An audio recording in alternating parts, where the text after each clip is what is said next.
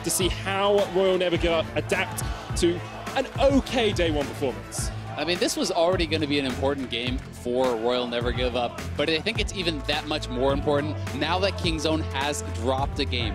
They are more approachable in the standings. RNG wants to move to the top and be tied for first place, and with a win here, they would do that. They certainly could, and it looks like the way in which they're going to do that is by focusing bans towards YiJin. This man had a pretty strong game 2 yesterday when he got his hands on the Zac. When the 10-minute mark came around, he was non-stop ganking. But for RNG, they say, we want to take some of your big comfort picks in Kha'Zix and Graves. His Zac also could be targeted if they want to look towards that game against Team Liquid. He was relentless, as you said, in the mid lane, but also finding constant engages in the mid and late game as well. We have to keep our eyes on it throughout the game.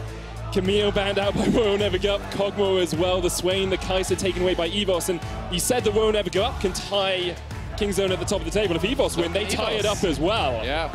What a debut that would be for the Vietnamese region as an independent region here at MSI. Yeah, I mean, they are a major region now, and they have been showing so much growth. It's actually the second biggest player base of any region in the world. Gigabyte Marines showed that they were an international threat. Now EVOS taking them down in the finals, moving on to the international stage, trying to prove that there is so much talent coming from this region. And if they can take down LPL, that would be incredible. And one of those big talents is Warzone in the middle lane, getting one of his big comfort picks in Cassiopeia.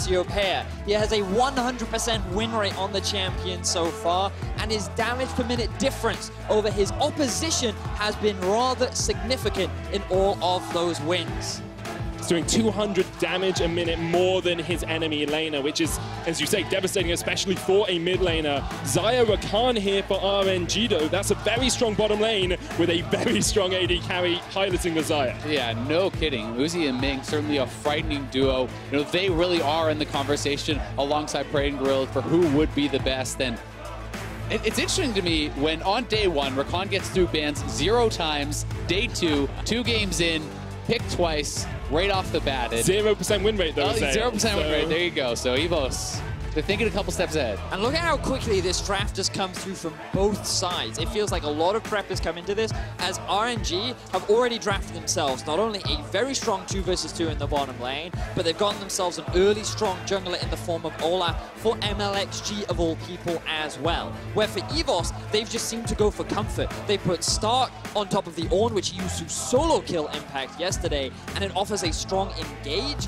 along with Warzone's Cassio to give them a very stable mid lane spike. Yeah, definitely. And if you're looking at late game power, the comp here from EVOS that is kind of starting to shape up is going to be incredibly powerful. But when I look at RNG, I see, well, that is a terrifying 3 early game picks. Oh, for sure. Olaf can get in the face of Trundle early and take over a game. You can put on the gank pressure. This bottom lane duo is so incredibly powerful. And one of the things that's kind of concerning for EVOS is that is a blind pick Cassiopeia. This is not into a rise. This is blind, so you could be going up against something, you know, like a longer range pick or an Orianna, which can really start to make Cassio struggle in that mid lane. RonOP is being pushed to his second tier of supports as well. We've seen him mostly on the Alistair this tournament. That's banned out, Braum's banned out. Slay has Ezreal, which is a safe-ish lane, but I wonder what RonOP is actually going to be able to align with that. RNG have the top and the mid lane to pick here. Picking into the Cassio, a wealth of opportunities. In terms of what you could do, XiaoHu could go for the Vladimir. We know that he is comfortable on the champion, and it does okay into the Cassio, but typically during the laning phase you can struggle with the amount of harassment that she throws out.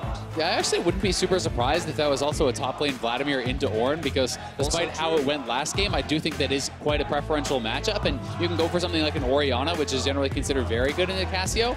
But it all comes down to, what do they want to run? Do you want a pure tank? And the answer is going to be yes. Shen being drafted alongside of Rakan and Olaf, Vladimir, 3 ways in for this top laner. It's also going to give you some more map pressure, controlling the side lanes and really looking to spread things out. RNG have so many options with this composition, the 1-3-1, the ability to send the 2 mid and top laners off to the side and give all the mid lane farm over to Uzi, and then the ability to group up force fights with the Rakan and have that potency of the Vladimir as well. EVOS responding in kind by going for the anti-teamfight champion in Taric.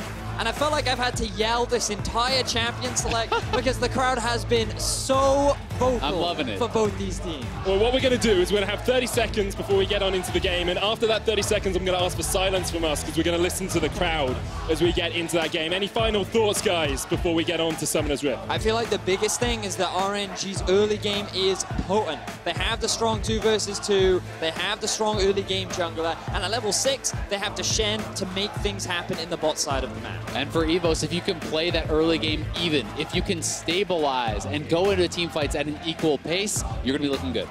That you are. Well, crowd, it's EVOS versus RNG. Let's hear you cheer for your teams.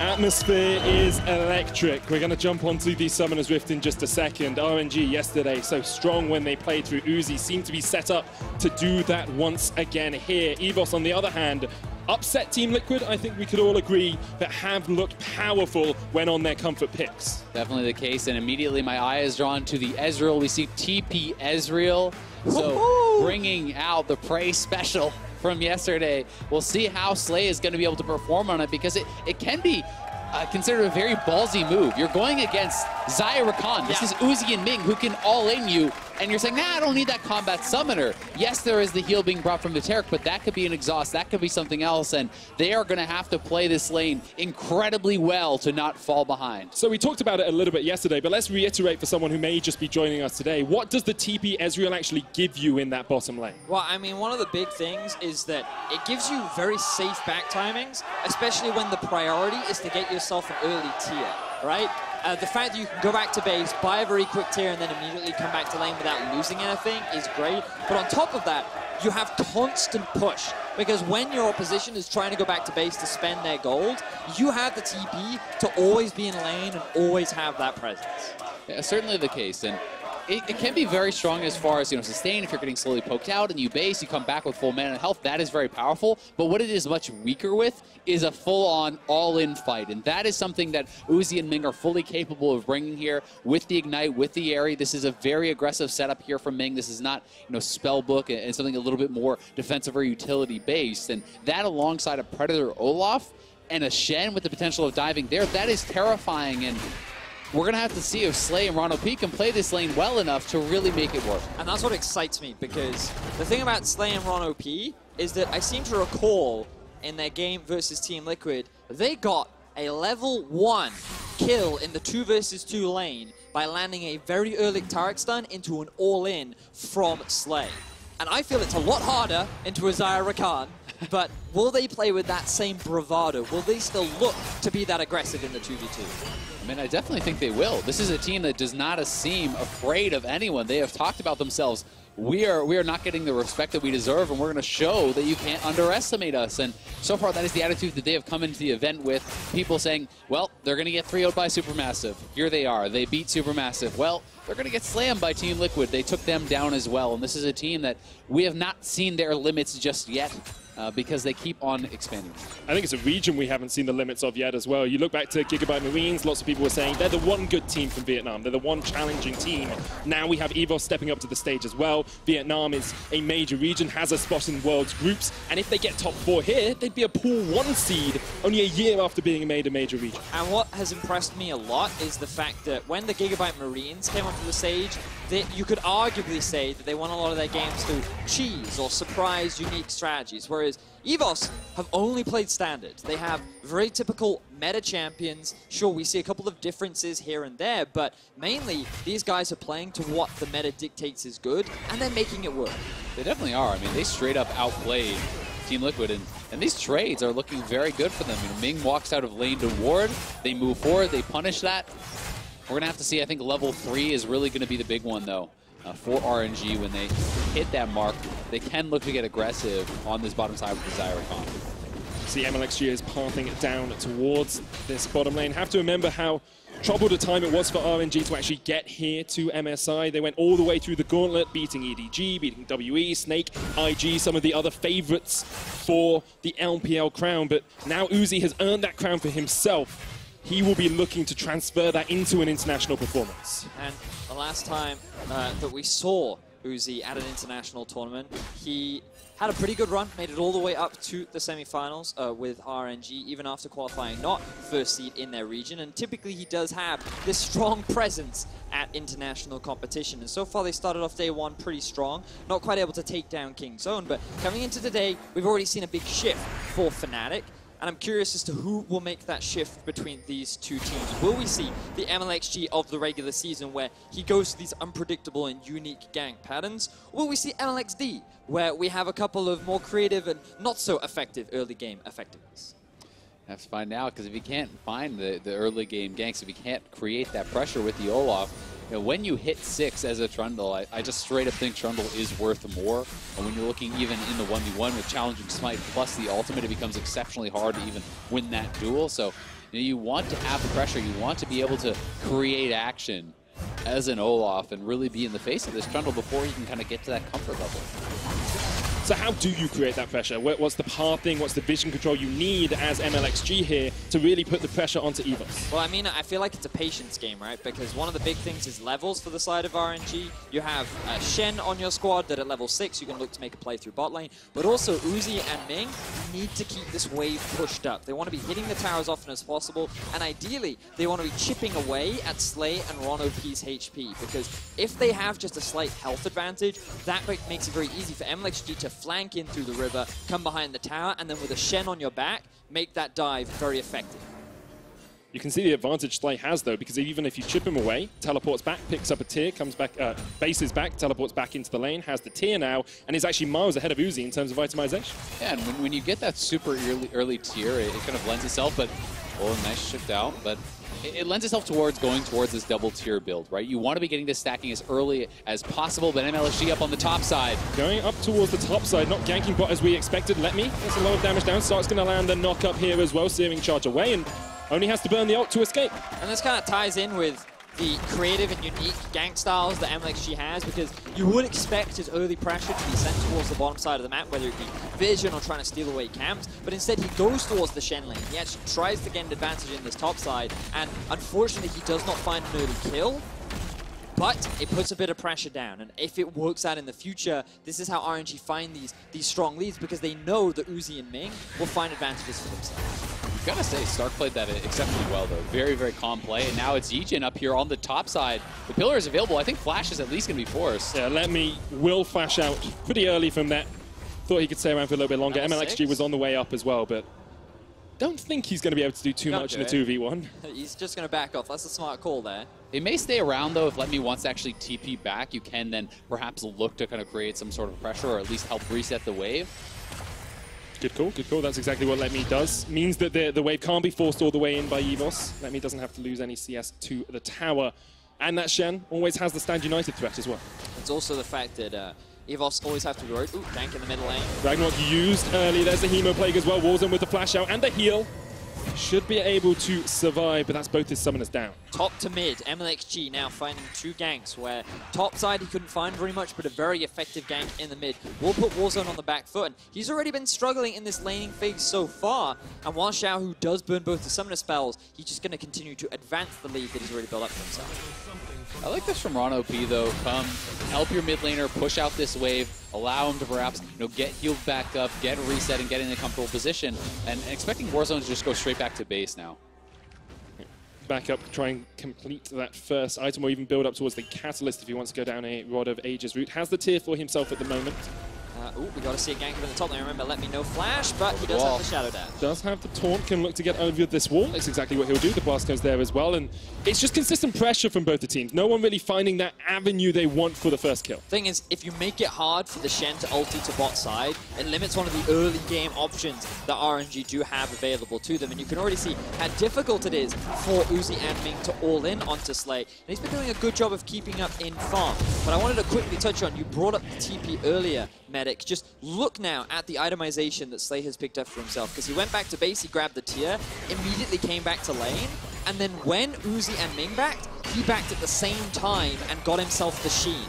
That means that the 2v2 is much more comfortable, But if you go for the all-in like that, it doesn't really work out as nicely as you would have liked. And Ming is almost 6, right? So yes, Taric has an ultimate, but it is fairly slow to come down. And when Ming hits 6, as he has now with the Ignite, Mlxg already moving down towards this side of the map. You have Stand United as well. This is kind of the danger zone, I would say, for Slay and RonOP. They have to be very cognizant of the fact that that all-in can come at any point and really be on with their reactions. It's about how quick they flash or jump away from the charm, from the knock-up as well. Double level 6 on Uzi and Ming. They are harassing Slay down, but Slay will have that teleport back up soon, has the Klepto as well, so we'll be getting a little bit more gold out of all of these trades. It's also really important that Stark is keeping the Shen pushed in, because that makes it so much harder for him to look for that Stand United. You're going to be losing a lot if you actually ultimate away from your lane with no TP. So, it's kind of this multi-pronged play that is helping to keep them safe on the bottom side. I'm quite surprised that YiJin spent so much time towards the top side of the map, because MSI got himself a free blue with the pushing lanes that he had in bot and mid, and this means that Cassio, without the blue, will struggle a lot more to find that same kind of pressure over the middle lane. And with no summoner spells, he's already on the back foot, and YiJin, instead, his priorities are trying to enable that. Oh, he actually stole away the enemy blue buff, so that's why he spent so much time there. But it does still mean that Cassio doesn't get the blue, so the transitive properties of the blue buff do still play out for Warzone in that mid lane. A CS lead as well for XiaoHu there, about 20 farm ahead, 20 farm for Stark in the top lane as well. He might look for the gank bot, as you say, maybe just trying to relieve some pressure here for Slay and RonOP, force that lane out, let RonOP back, and start to build towards whatever item he wants to finish second. There are a lot of options for Ezreal as well, Trinity Force, Iceborne Gauntlet, double tier is something we're seeing a lot more commonly now as well. Yeah, definitely the case. I think that in a game like this, both are reasonable options. Some people do like the Iceborne more for kind of for the kiting and everything, and if there's a lot of physical damage auto attackers, it can be a nice option. But I tend to think Triforce is better most of the time, simply to have a little bit more attack speed, more kind of damage output, because Ezreal can sometimes be on the lower end of that spectrum as far as dealing with tanks and punching through them, and Triforce does help you to do that a bit. RNG and EVOS have butted heads a little bit in this early game. LetME still unable to really get that play down towards the bottom side, but Mlxg is looking for the play in mid. The Hemo play comes down and Warzone, no escape from that at all. First blood to RNG. Very clean there from RNG. Mlxg using his flash over the wall to punish the summonerless Warzone. They're able to dive underneath the tower. They know they have more than enough damage, and now Mlxg gains so much pressure in the enemy jungle. Oh, he's got to be careful. YiJin. Subjugate, Stand United as well, but Mlxg's just going to die to YiJin. There's the Vietnamese junglers we know and love. YiJin trying to escape, no blast cone there for him, no flash on him either. XiaoHu with the chase. Here's the call of the Forge Guard, but XiaoHu can just use the Sanguine Pool, gets the kill, gets doubles as well, and forces Stark away. And while it's nice for YiJin to pick up a kill there, it's definitely not worthwhile. Your mid laner is not around. He cannot support you. XiaoHu coming in, getting 2 kills now on this Vladimir and the double buffs. He is already way ahead in the farm, and that can spiral a matchup out of control. It certainly can, and the fact that XiaoHu picking up that double buff, he already had so much pressure in this lane. He now has a whole level on his lane counterpart. And we talked about how this matchup is going to be a very pivotal one coming into this game. And so far, it's XiaoHu that has the early lead. So here it is one more time. Warzone actually going to just ward this. Mlxg's already in the brush, and I just love the commitment to that play, knowing there's no flash available. No real way for him to get out. Now YiJin finding Mlxg through the Shen ultimate, just able to knock him down. But the fact that XiaoHu was there, did have the wave pushed in, could respond first, and plays it very nicely to pick up a kill and a couple bucks. And for YiJin as a jungler, I feel like, yes, it's good to see that kind of aggression, but you've also got to temper it as well. And considering that when he found his win, a lot of his jungle proximity went towards the middle lane, and he had a very impressive scoreline. He was very active in terms of his ganks. You can see he was very involved with a lot of the early game action. But so far in this game, yes, finding that kill into Mlxg is great. Can you replicate, though, that same kind of presence that you've had in your last win so far at MSI?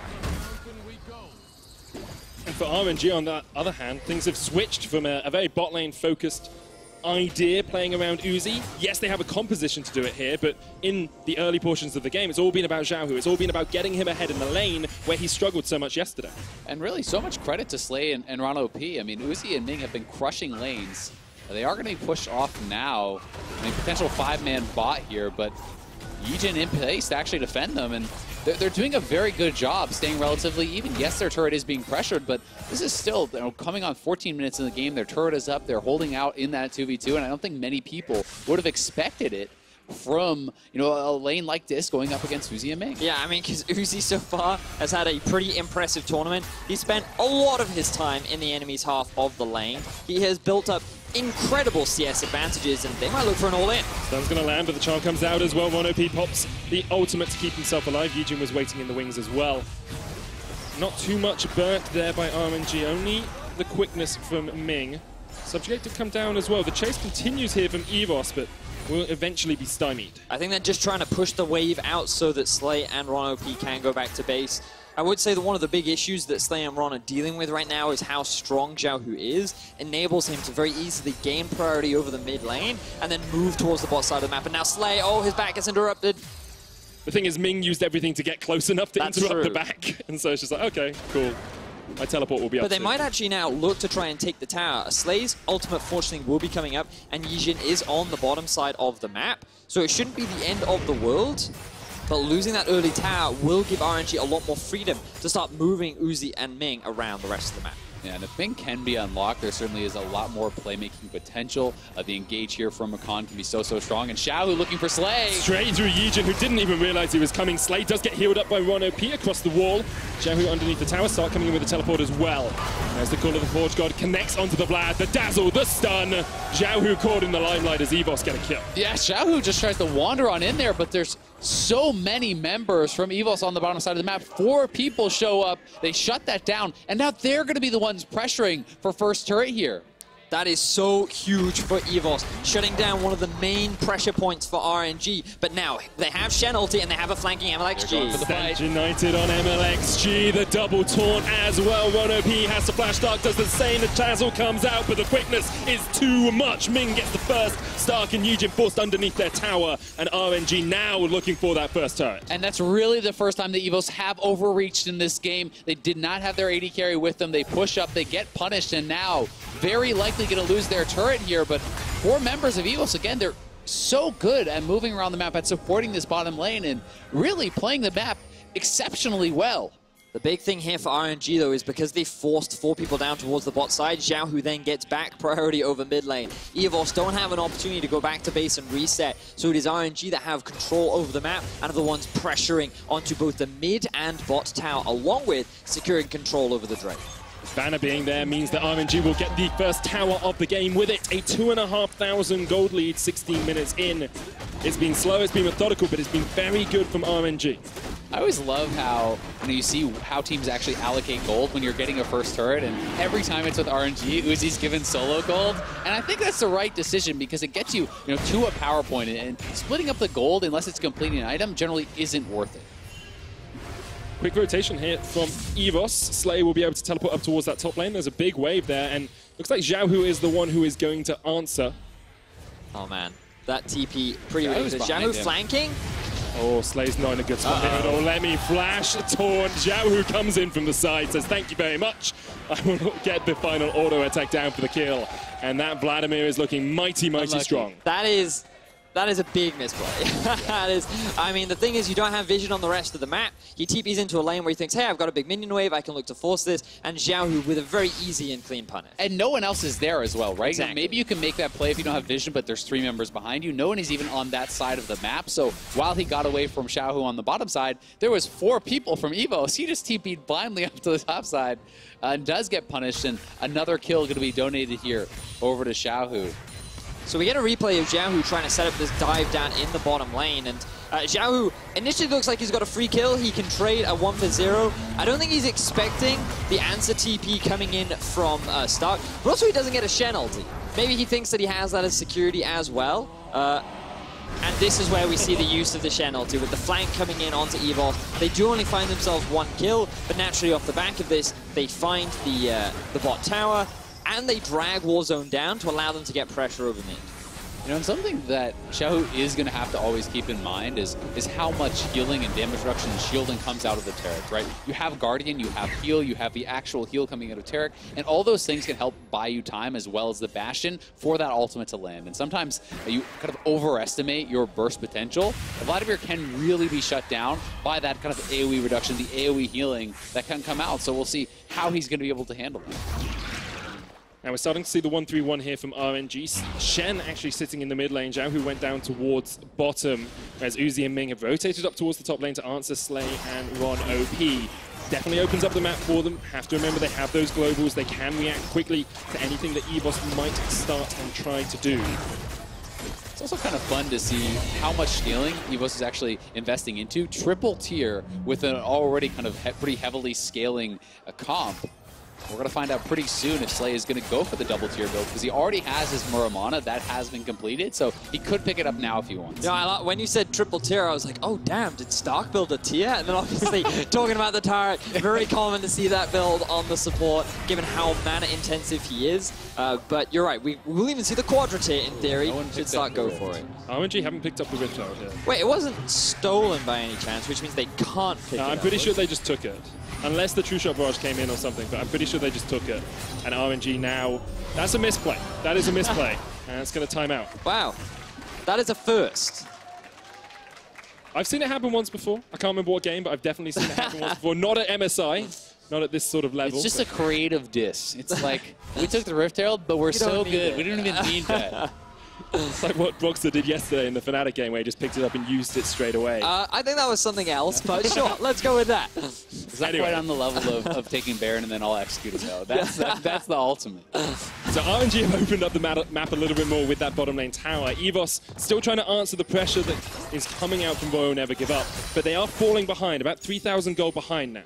Now, the thing with EVOS' comp is, we talked a lot in the draft, Azael, about how EVOS have this scaling, big teamfight ability, and for RNG, a lot of the emphasis will be on them finding this early lead, because you kind of have the Shen usage, you have the ability for Vladimir to gain this early pressure, and of course you have the Xayah Rakan all-in engage. So I feel like that the early to mid game should be largely in control of RNG, and for EVOS, it's very much about mitigating that as much as possible to allow them to reach that 2-3 item spike, where they're then in a better position to fight. Yeah, I definitely agree, but even if EVOS gets there, it's still execution based, because there is such powerful engage coming out of RNG. If you get that big Vladimir ultimate alongside Uzi coming in and Ming engaging with the Rakan ultimate, that can be incredibly powerful. And when you see XiaoHu already having his death cap done, as well as a stopwatch, he is looking to make a play right now around that. That is generally why you spend the 600 gold on that stopwatch, and it can become really, really scary when you're post 20 minutes and they have that much power. On top of that, when you have this kind of a lead, RNG, while they definitely can look to force fights as much as they want, they can also play 1-3-1. They have a Shen, they have a Vlad. Right now, no one can really rival the Vladimir, given how strong he is. And they can just split apart EVS and never really give them the opportunity to find these fights. And you can see how LetME is building is really saying, I want to split. He went full Titanic into a banner. That is about as split pushy as you get generally in competitive play. And certainly will be able to threaten those turrets if Stark ever actually backs off, if he looks to group. They can punish that. And it's going to be a lot about playing to force Global's usage, right? If you can actually stand united and get the TP to be matched there by Stark, you go back to the side lane, now you have teleport advantage, and then you can look to make that follow-up play. But if you're playing it too slow, you never really get that advantage to pay out. And EVOS have to work out the way to not give up too much to the 1-3-1, because if RNG just continue to push in, continue to take towers, they will just continue to extend this gold. Yeah. 22 minutes in, it's gone from 3,000 a minute ago to almost 6,000 now. And the thing is, like, RNG have quite a few options, because they could, if they just wanted to, prioritize on pushing the lanes and gaining control of the enemy vision, or they can look to try and overextend on one side of the map and then use a numbers advantage to create a tower objective over on the other. And you can see a lot of them are set up towards the bot side of the map right now for the side of RNG. And if XiaoHu just draws a lot of pressure and stalls out, RNG could trade his life for a potential tier 2 in the bot. And it's kind of looking like EVOS wants to force something, because you could see Stark coming out of base, grouping up with his team, even though Banner Minion was popped on the bottom side and Shen is shoving up there. So EVOS either needs to respond quickly to the bottom side or force, or they're just going to be losing damage on this turret, if not just losing it at all. That's exactly what Stark's going to do. He comes down towards the bottom side, but LetME should be able to get this tower pretty easily anyway. That split push Shen doing exactly what RNG needs it to do. And look at the top lane as well. XiaoHu has pushed that out because EVS were forced to respond to the action that was happening on the bottom side. And RNG are just gaining full control. They have the entire river warded, they have entrances all lit up, and EVOS don't really have that many answers. You just can't afford to be indecisive against push teams like this. You just start to bleed out objectives. But you know, if you're going to group, you need to engage immediately. If you're not, you need to be in the side lane and working on that banner before it gets to your turret, because otherwise you start to bleed out too much, you start to give up too much, and we'll see if EVOS can show us the decisiveness needed to actually play around this style of gameplay. And now there's Zeke's has been finished for YiJin along with his jungle item. Rylai's plus the completed tier is ready for Warzone. Trinity and Manamune are all good, so if EVOS wanted to fight, now is a good time. Jump straight onto Uzi, there's a Cosmic Radiance as well. The ult from Taric stops him in the tracks, but the petrifying gaze from Warzone doesn't quite connect. Here's the call of the Forge God. Only hits onto LetME. Now XiaoHu has the flank. The triple hemo play. YiJin has the flash away. EVOS able to escape, but that did not look good for them.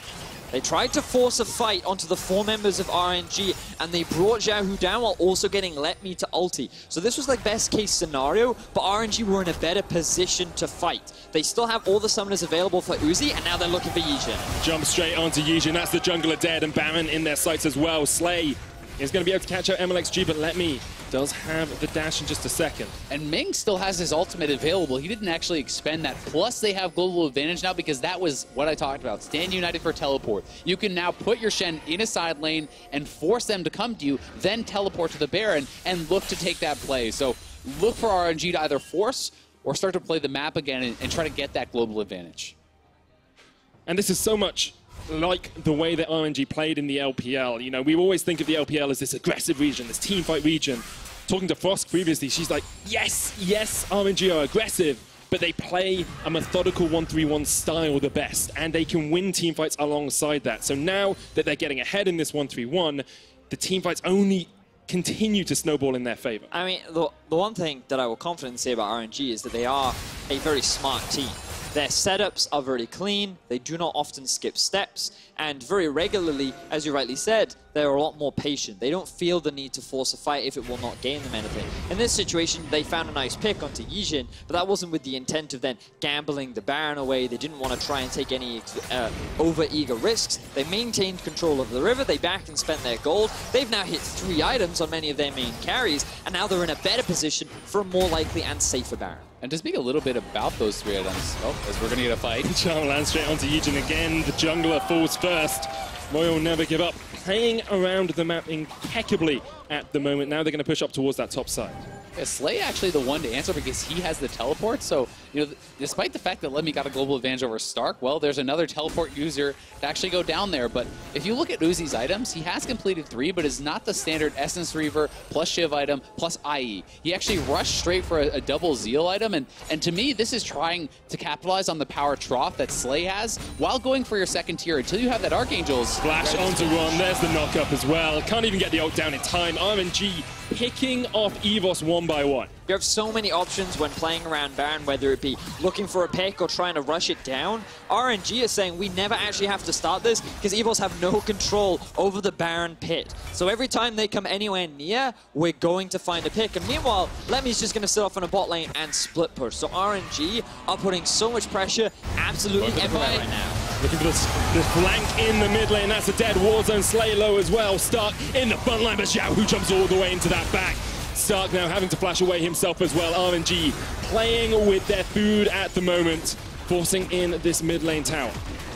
And RNG is honestly just playing the map so well, showcasing some superior macro here against EVOS. They don't need to force 5v5s. They don't need to force objectives because they're able to find the advantages in the side lanes. They're able to pull them apart and really just playing a very intelligent game. They're 10,000 gold ahead at the 27-minute mark. It's a monumental lead. Look at the difference between the AD carries, the 3,000 gold disparity. In mid lane, it's 2,000 gold as well. It's such a strong lead now for RNG. Infernal's coming up next, and the Baron's up as well. And it's simply a matter of EVOS just constantly walking into their own jungle, and XiaoHu having some very creative flanks. He finds Warzone trying to push out the middle lane. Again, they have full control of the enemy jungle, and that ulti from Warzone doesn't collide survived with anyone, as XiaoHu masterfully utilizes the strengths of Vladimir. Yeah, hits the pool on the ultimate and also doesn't actually stop you traveling in your Shen taunt. So despite the fact that LetME did get stunned by the Cassio ultimate, he still taunts him, so it doesn't actually save the guy.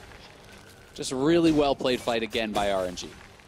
And previously, we've talked about the incredible Warzone or the awful Warzone. This seems to be one of the games where he's actually really struggled. Was camped by Mlxg early game, now isn't having the impact, maybe overextending a little bit to try and find picks, to try and find fights that he can actually win. But I wouldn't say this is anything like the game he turned in against Flash Wolves, you know, where it was kind of that rough performance. It feels like he is playing pretty well, but RNG is just playing that much better. EVOS are being outclassed in this game, but by no means are they turning in a shameful performance. They are really, you know, showing that they can play a strong standard game. RNG is just on a higher level though.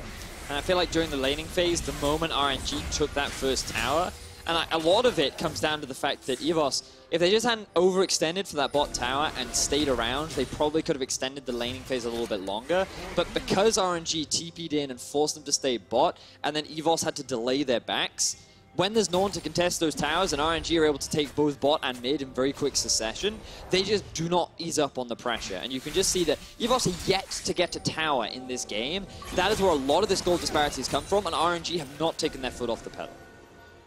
Not at all. EVOS do continue to scale, though. You've got almost three items finished on Warzone. You've got the Executioners calling now on Slay alongside that second tier, stacking up on the Ezreal. So if they can somehow steal a Baron, steal a team fight, they do have avenues back into this game.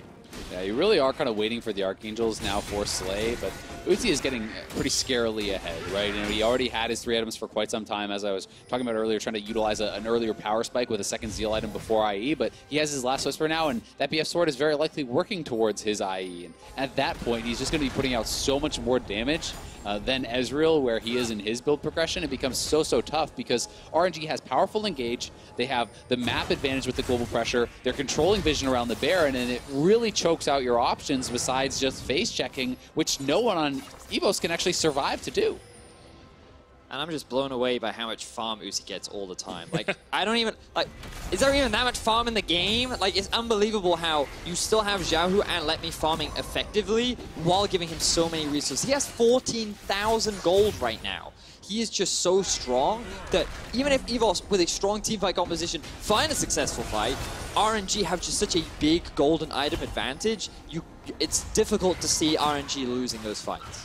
And the fact that XiaoHu's been able to pick up all of these kills and win out some of these teamfights as well means that even if Uzi dies at the start of the fight, even if the champ that you're funneling all of your gold into dies, you still have this Vladimir who's sitting at 4 completed items and can shred through EVOS entirely. RNG setting up vision once again, now turn their eyes back towards that Baron.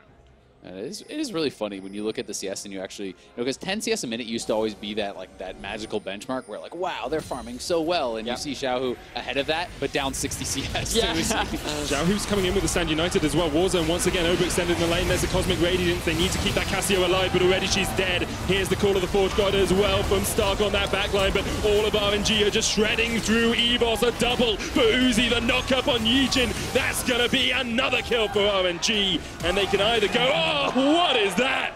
XiaoHu just destroys Slay. And RNG melt through EVOS. There is no one standing in their way. Stark TP'd on the flank and he was just ignored. And RNG are now looking to take absolutely everything. RNG just knew they didn't have to risk taking a 50-50 bear and taking some sort of chance there because their engage is so powerful. Their vision control was so complete. They find the fight, they find the flank, and with that it has to be the last nail in the coffin, you think, for EVOS. That it does. What a play there. Let's have another look at that fight if we can. This replay is brought to you by Acer Predator. And really it was just RNG saying, you know what, we're so much stronger than you, our setup is just so much more effective. And it's XiaoHu doing exactly the same flank that he did earlier in the game and finding that collapse on the Warzone. Exactly, and it's EVOS trying to go in and get vision back. And honestly, credit to RonOP, that ultimate was actually very early, but the burst damage is just so tremendous. Cassio goes down before it lands, despite the fact that Bastion came out, Heal came out, Taric Q came out, and the ultimate was used immediately. Yeah, that's a death cap Vladimir with 6 kills. Yeah. We said he was sitting at 4 items, absolutely able just to dominate a fight. Well, 3 times as much damage. 6,000 is a bit more than the 121. You know, with that Vladimir skin on, it looks like that he's very close to graduating from damage school, because at that kind of grade, it looks like that EVOS aren't really going to stand much of a chance. Production actually mute Vedius. Yeah, You're on timeout. I'm sure EVOS want to put RNG on timeout at the moment, but they are unrelenting in this pressure in the mid lane. LetME is down towards that bottom side. No stand united for him. EVOS know it. They're going to try and make a fight happen, but LetME has the flank, the damage. RonOP dead. Slay falls down at the back of the fight as well. XiaoHu's going to kill the Ezreal. RNG are just going to wipe the floor with EVOS. A clean 4 kills for RNG. Yeah, there was a team there, I swear. You may not believe your eyes after that one. And RNG going to close out a very strong game, showcasing, again, their macro play, their map movement. This is a top team in the world, and they are going to be tied at first. RNG take down the Nexus. Take down the Nexus, take the turrets, take down everything from EVOS. They tie up with Kingzone at 2-1.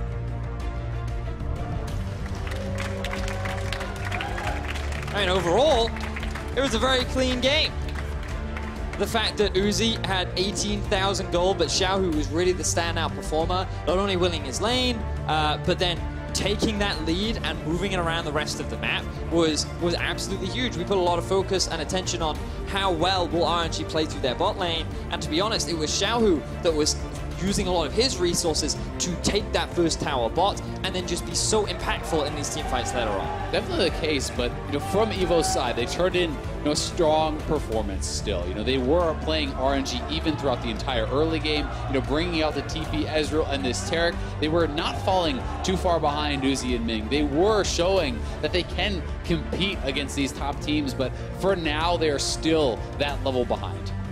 And it feels like for EVOS at the moment, a couple of their lanes play well, but they don't have that full 5-man early game strength that we see from other teams. Here, RNG were able to play through a safe bottom lane, but then XiaoHu being able to get those kills early on, whereas with EVOS, they tend to just fall behind in one portion of the map and then aren't able to translate that into a victory later on. And that can be really tough, because if your individual laners are losing their matchups, there's only so many places you can go as YiJin to try to plug those gaps, as you were saying. So when your bottom lane is getting pressured very heavily, you want to go down and defend that, which is what YiJin did, but then Mlxg and XiaoHu are able to take over the mid lane because of their 2v1 pressure. Yeah, and I feel like that if you're YiJin, a lot of the early game was very much about trying to mitigate the losses as much as possible rather than trying to turn those losses into some kind of wins, which is the differences that we saw when Kingzone went up against RNG. Because yesterday, RNG had the same kind of setup. They had that strong early game. They were the ones pressuring Kingzone under the turret, but then